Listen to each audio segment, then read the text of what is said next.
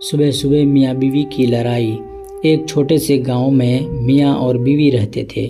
ان کا نام احمد اور سارہ تھا۔ احمد ایک محنتی شخص تھا جو دن بھر کھیتوں میں کام کرتا تھا، جبکہ سارہ گھر کے کام کاج میں مصروف رہتی تھی۔ دونوں کی زندگی عام سی تھی، لیکن کبھی کبھار ان کے درمیان چھوٹی چھوٹی باتوں پر جھگڑا ہو جاتا۔ ایک دن صبح صبح جب احمد کھیتوں میں جانے کے لیے تیار ہو رہا تھا، سارہ نے کہا، احمد، تم ہر وقت کام میں لگے رہتے ہو، میرے لیے بھی تھوڑا وقت نکالو۔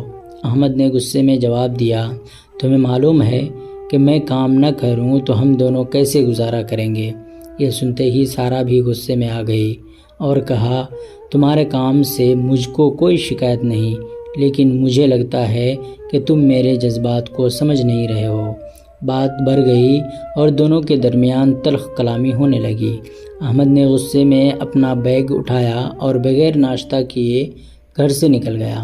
سارہ روتی ہوئی کچن میں چلی گئی اور سوچنے لگی کہ کیا ان کا رشتہ ہمیشہ کے لیے ختم ہونے والا ہے۔ احمد دن بھر کھیتوں میں کام کرتا رہا، لیکن اس کے دل میں سارہ کی باتیں گونج رہی تھیں۔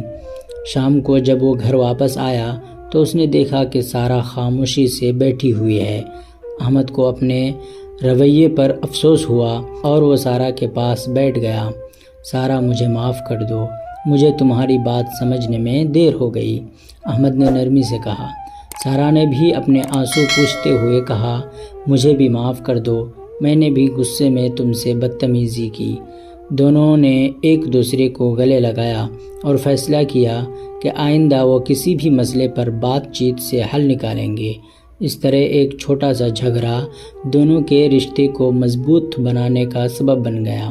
سبق: کہانی ہمیں یہ سبق دیتی ہے کہ کسی بھی رشتے میں اختلافات ہونا فطری بات ہے، لیکن ان اختلافات کو بات چیت اور سمجھداری سے حل کرنا ہی اصل حکمت ہے۔